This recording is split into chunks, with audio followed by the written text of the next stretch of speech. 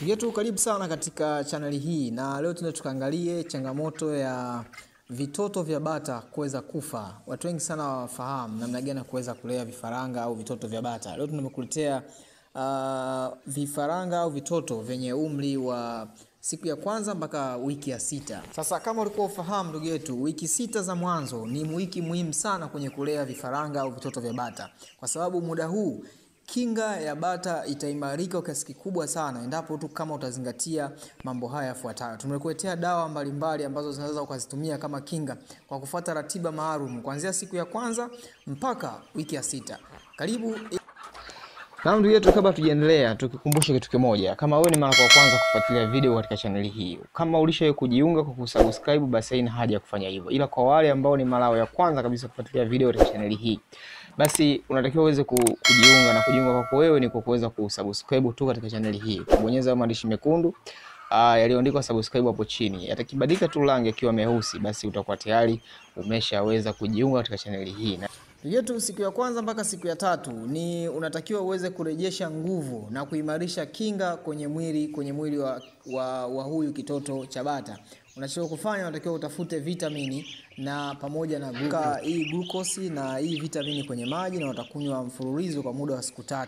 Yaani kuanzia siku ya kwanza tu ile mpaka siku ya 3 ni siku ambayo ni glucose na vitamini. Na baada ya hapo sasa, kuanzia siku ya 4 mpaka siku ya 6, hapa unatakiwa uanze kuweka kinga kwa ajili ya maambukizi dhidi ya bakteria.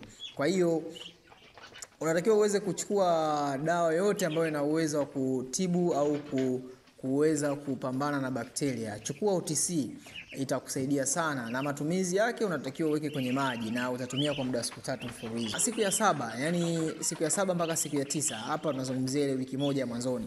Kwa hiyo hapa unatakiwa uweze kutengeneza kinga kwa ajili ya ugonjwa wa kuhara damu au ugonjwa wa coccidiosis. Ugonjwa huu sio tu unawapata kuku, lakini pia hata bata unawapata. Kwa hiyo unatakiwa utengeneze kinga ya vitoto vya bata, na hapa utatumia dawa kwa ajili ya ugonjwa wa coccidiosis. Zipo dawa tofauti tofauti kama vile Amprolium na dawa kama ESB3. Hizo zote ni aina ya dawa ambazo zinasaidia kwa ajili ya ugonjwa huo. Kwa hiyo utaweka kwenye maji na utawapa mfululizo kwa muda wa siku 3.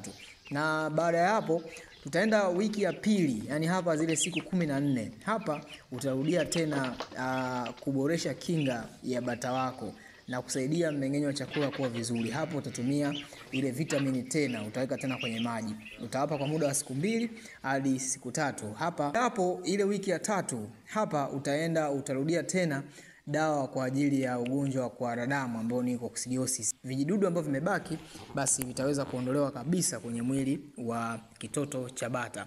Na kisha tutaenda kwenye wiki ya 4 ambapo ule mwezi mmoja mwanzoni. Hapa sasa lazima uweze kutengeneza kinga kwa ajili ya ugonjwa wa mafua au mifumo yote ya hewa. Ni muhimu sana kutengeneza kinga yake. Kwa hiyo tumia dawa yote ile ambayo inasaidia kwa ajili ya mafua au kikohozi. Hapa hata kama waumwi, wewe wape tu. Kwa hiyo zipo dawa tofauti tofauti kama hilo Tylodox, Tylosin na dawa zingine. Basi unaweza ukazitumia na utaweka kwenye maji na utawapa mfululizo kwa muda wa siku 3 mpaka siku 5. Kwa hiyo ukishatumia hiyo dawa kwa ajili ya kuzuia maambukizi ya mfumo wa hewa, yani magonjwa yale ya kikohozi na mafua, yetu kuanzia wiki ya 5 hadi wiki ya 6, hapa ni muhimu sana katika kuongeza kinga kwenye mwili wa kuku. Kwa hiyo utatumia zile vitamini ambazo tulianza nazo kule juu. Kwa hiyo hii vitamini itasaidia zaidi ya kuboresha kinga yetu. Mara baada ya kuwapa hizo vitamini ndani ya wiki ya 6, wiki ya 7 unatakiwa uweze kuwapa dozi au dawa kwa ajili ya minyoo. Na hii wiki ya 7 utawapa hiyo minyoo, na dawa ya minyoo itarudiwa kila baada ya miezi 3. Kwa hiyo utafanya ile zoezi la kurudia kuwapa hizo dawa za minyoo. Na tunakizingatia haya wakati huo, kumbuka swala la joto kwenye vile vitoto vyako vya bata, kwa sababu joto litasaidia sana katika kuimarisha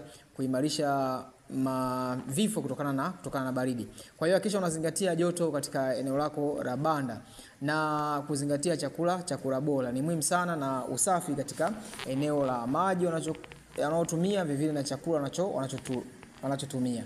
Na hii itakusaidia sana katika kuondoa vifo vya yote ambayo hujaielewa. Tunaomba uweze kucomment hapo na sisi tutaweza kukusaidia kwa kujibu.